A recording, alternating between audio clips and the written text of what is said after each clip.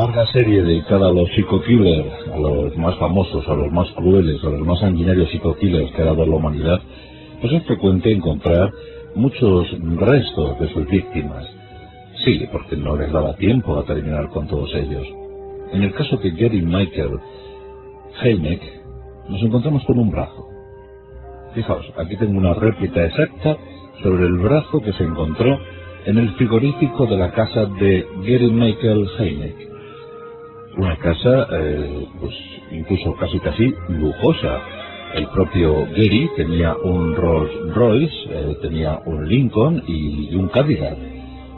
Vivía bien, inversiones en bolsa, en fin, que tenía unos buenos ingresos, tenía un buen colchón económico. Aquella casa del 320 de North Marshall Street en Filadelfia, una casa del horror, una casa donde Gary Michael intentó crear una familia que según él había diseñado debería tener no menos de 10 prostitutas negras para poder así tener numerosa prole, hijos con todas ellas y fortalecer de esa manera su iglesia, la iglesia que él mismo había fundado en ese año de 1971. Una iglesia que además, curiosamente, la inscribió como fundación benéfica, como institución benéfica, y que llevaba el bonito nombre de la Iglesia Unida de los Ministros de Dios. Él, por supuesto, era el sumo pontífice. Él era el primero de los obispos, la iglesia de Heineck. Esta noche vamos a hablar del brazo, de la iglesia y de todo lo que rodeó a este cruel y tremendo sádico sexual.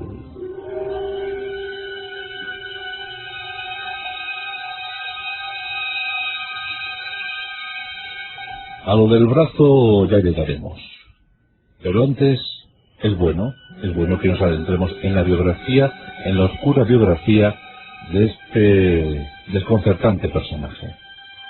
Nos encontramos en Milwaukee, nos encontramos en California, en el año de 1943. En ese contexto de la Segunda Guerra Mundial nace Gary Michael Heineck, un niño que no estaba llamado a ser feliz. Su educación no iba a ser feliz y su crecimiento no iba a ser el más adecuado. A los 2 años, con tan solo 2 años, sus padres se separan.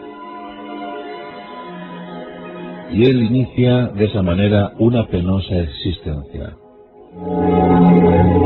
Cuentan que en sus primeros años vio la crueldad, vio la tortura, vio los golpes, las riñas frecuentes. Y eso al parecer marcó su ánimo y su sentir. Por si fuera poco, su mente estaba algo alterada. Y esta condición se incrementó cuando, con muy poquitos años de edad, se cayó de un árbol. Él, hay que decirlo todo, tenía un cráneo, tenía las dimensiones craneales pues un poquito exageradas. Tenía la cabeza grande, vamos. Pero al caer del árbol, su cráneo se deformó ostensiblemente. Y los niños del colegio, que son siempre tan raros, son siempre tan directos, tan gráficos, le empezaron a llamar balón. Mira, viene el balón. Mira, tiene la cabeza como un balón. Bueno, pues eso al parecer a Gary, eso le afectaba muchísimo y empezó a incubar una especie de odio hacia la humanidad y una especie de personalidad propia introvertida que le impedía relacionarse normalmente con los niños de su edad.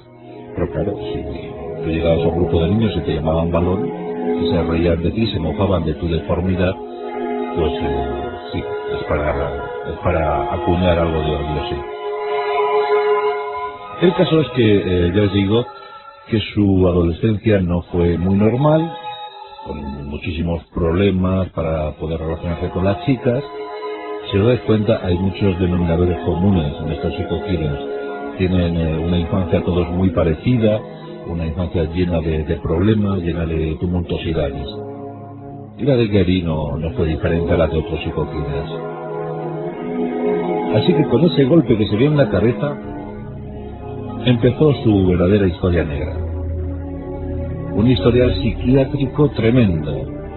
Cuenta su historia que en 21 ocasiones fue internado, o él mismo se internó, en centros psiquiátricos. En 21 ocasiones. A veces los vecinos, otras los familiares, otras veces él mismo, porque hay que decir también que tenía un coeficiente intelectual muy aceptable de 130, o sea que el chico era inteligente. Pero era inteligente, según dicen sus biógrafos, en una sola dirección, la económica.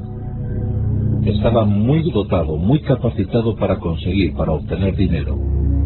Tenía la mente muy lúcida, posiblemente el único territorio de su mente que permanecía lúcido. Eso le permitía conseguir dinero, obtener ganancias, montar y desmontar negocios. Eso fue una constante en su vida. Como os digo, en 21 ocasiones fue internado en un centro psiquiátrico. En 13 ocasiones intentó el suicidio, porque su vida era una vida difícil, una vida atormentada. Sí, conseguía el dinero, pero no tenía nada más. No tenía amor. El amor lo encontraba en las prostitutas. En 13 ocasiones intentó acabar con su vida. Y de las 13 salió. Sobrevivió. Era un superviviente nato. Más tarde fue al ejército. Se alistó. Se incorporó a filas. Y de este ejército le expulsaron.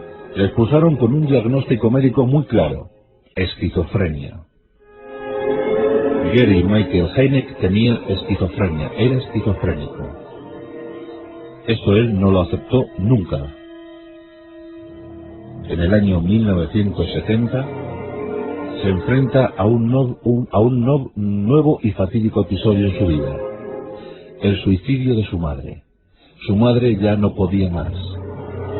Su madre lo estaba pasando fatal. Y encima lo de su hijo, lo de Gary. En el año 70, cuando Gary tiene tan solo 27 años, tiene que asistir al funeral de su madre. Y esto provoca un cambio de planos vitales en la vida de Gary.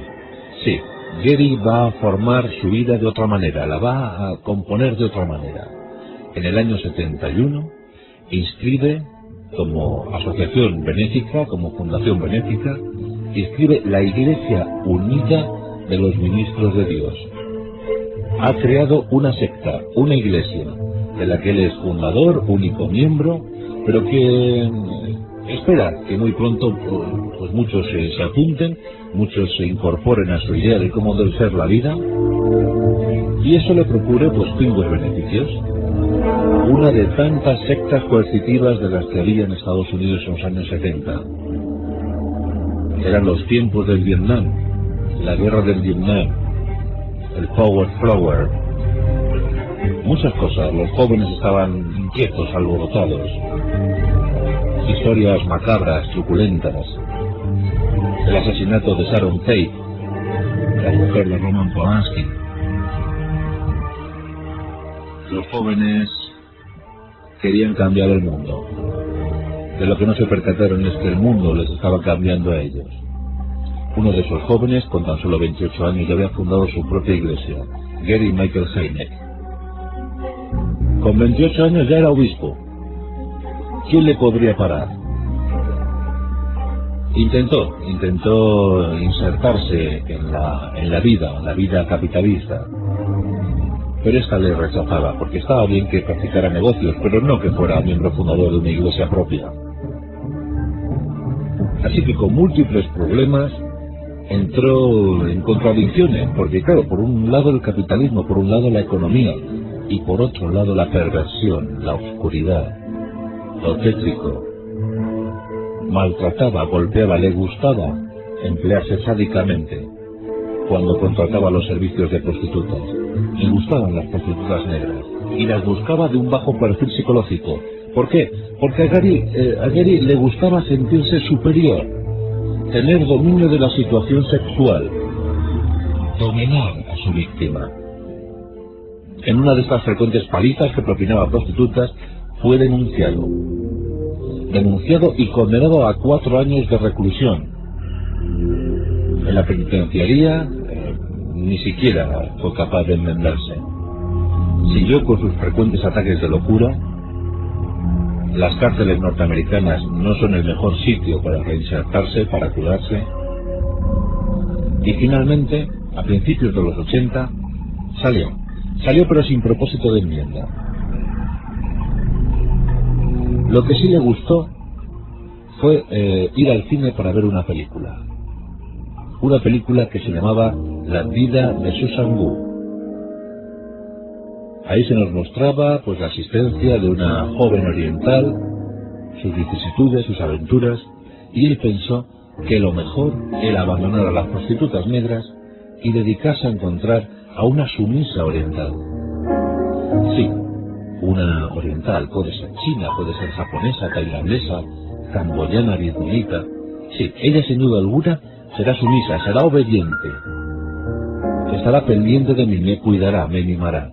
Sí, esta película me ha orientado, me ha dado un aviso, me ha abierto una puerta. Buscaré una oriental. Fue a una agencia matrimonial y en el año 1983 se casa.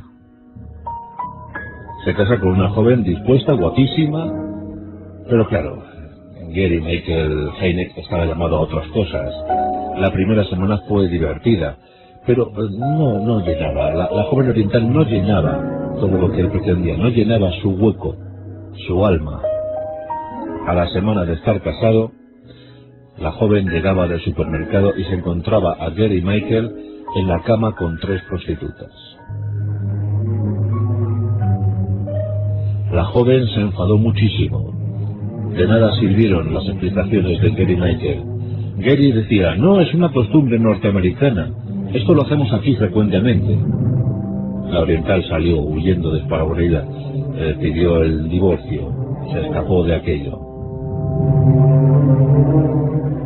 Él ya había tenido un hijo con una prostituta negra, ya había tenido un hijo y estaba muy contento, pero él quería más, él quería algo más.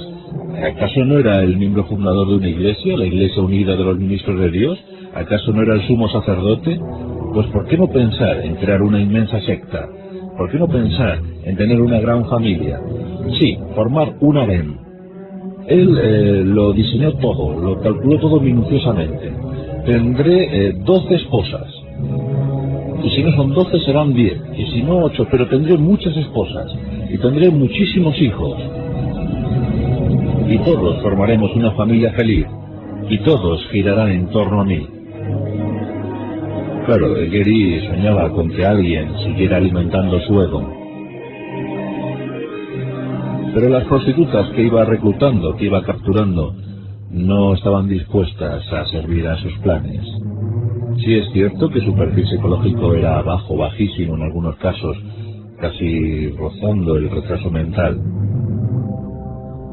Pero eso no les quitaba lucidez en el momento de ver cómo un hombre las pegaba, las torturaba, las sometía a la más cruda bajeza moral, psicológica. Lo estaban pasando muy mal, realmente mal. La primera víctima fue Josephine River. Josephine River era prostituta y fue la primera, pero la primera también consiguió un privilegio, el de ser la favorita. Ella se ganó la confianza de Gary Michael y durante algunos meses pues fomentó esa confianza. Estaba esclavizada por él. La golpeaba, la pegaba, pero consiguió ser su brazo derecho, su auténtica mujer de confianza, su lugarteniente. Ella misma buscaba prostitutas para Gary. En su momento de máximo esplendor llegaron a estar 6 reunidas en torno al sádico Gary Michael Hynek. 6 prostitutas. Él las golpeaba, pero también le gustaba ver cómo se golpeaban entre sí, las ordenaba que se golpearan, las torturaba. Y finalmente la fatalidad. 2 de ellas fallecieron. A Gary le gustaba mucho recluirlas en un sótano húmedo, lleno de porquería, lleno de suciedad. Las encadenaba a tubos de algún váter o de alguna zona del subterráneo y también había creado una especie de zulo donde colocaba a las que se negaban a cumplir con sus propósitos. Fueron meses tremendos. Las golpeaba, una de ellas murió colgada del techo. Estuvo durante una semana agonizando. Murió de inanición. Colgada del techo durante una semana. Solo porque había abortado. Ese fue su único delito, abortar. No le había dado un hijo a Gary. Y el castigo fue tremendo. Colgada de un techo durante una semana hasta que falleció. Otra de ellas murió electrocutada. En medio de una sesión sadomasoquista, supongo que los calambres fueron tremendos, y la joven Débora, murió electrocutada. ¿Cómo se deshizo de estos dos cadáveres? Pues muy sencillo. Simplemente se dedicó a hervir los cuerpos de las jóvenes, a desmembrarlos, a machacarlos y a hacerlos desaparecer. Y la mejor manera para hacerlos desaparecer era la de provocar la antropofagia. Las jóvenes que quedaban en el subterráneo, en el sótano, fueron alimentadas durante semanas con los restos de las dos fallecidas. Con lo que no podía hacer con ello una gacha o una comida, un revoltillo, pues con esos restos se los entregaba a su perro favorito, a un Doberman. Le dio un brazo entero y el Doberman lo devoró porque no había comido nada durante días. Devoró el brazo de la joven. El otro lo guardó en el frigorífico como recurso alimenticio, por si acaso el Doberman seguía teniendo hambre. Pero lo más pavoroso, lo más aterrador, es comprobar cómo estuvo moliendo los restos de las jóvenes para dárselos a las otras víctimas. Estuvieron devorando a sus propias compañeras. Finalmente, tras capturar a la última el 24 de marzo de 1987, el 25, al día siguiente, Josephine Rayburn consiguió un permiso de su captor para visitar a la familia, porque ya estaban sospechando, ya pensaban que Josephine había desaparecido. Y claro, Gary estaba muy convencido, estaba muy confiado en Josephine, había ayudado a capturar a sus víctimas, y le concedió ese permiso. Sí, puedes acercarte a ver a tus familiares, pero inmediatamente deberás volver. Josephine ya no podía soportar más la situación, y se presentó en la comisaría. Allí explicó con detalle todo lo que había sucedido en ese 320 de North Marshall Street, en Filadelfia. Contó con todo lujo de detalles lo que había sucedido. La policía se presentó en el domicilio. Gary, desconcertado, dijo: posiblemente no he pagado la pensión de manutención de mi hijo. Bien, la policía no tragó, no se lo creyó, y entró en la casa. Entró en la casa para comprobar el horror. Los elementos sadomasoquistas, los adminículos que había utilizado Gary, el perro Doberman con todavía restos del brazo. Y cuando entraron en el subterráneo, cuando entraron en ese mundo oscuro e infernal, encontraron a dos jóvenes semidesnudas, aferradas a un váter. Abrieron la trampilla de aquel zulo y encontraron a otra totalmente desnuda y con la mirada perdida, ida, a punto de fallecer. Ni siquiera se podía mover, ni siquiera podía ponerse en pie. Las tres víctimas fueron sacadas de aquel subterráneo. Una de ellas no dijo nada nunca más. Las otras dos salieron al grito de aleluya: nos han liberado, nos han salvado. Por cierto, todas ellas con los tímpanos perforados, porque Gary Michael les había perforado los tímpanos con un destornillador para impedir que escucharan a alguien. Solo quería que le vieran a él. Gary Michael Hynek fue conducido a juicio. Este juicio se empezó a celebrar el 20 de junio de 1988. Ni siquiera el abogado defensor fue capaz de articular palabra. El abogado defensor ni siquiera quiso defenderle. El horror había sido tal, las pruebas eran tan evidentes, que nadie quiso estar al lado de Gary Michael Hynek. El 1 de julio de 1988 era condenado a muerte.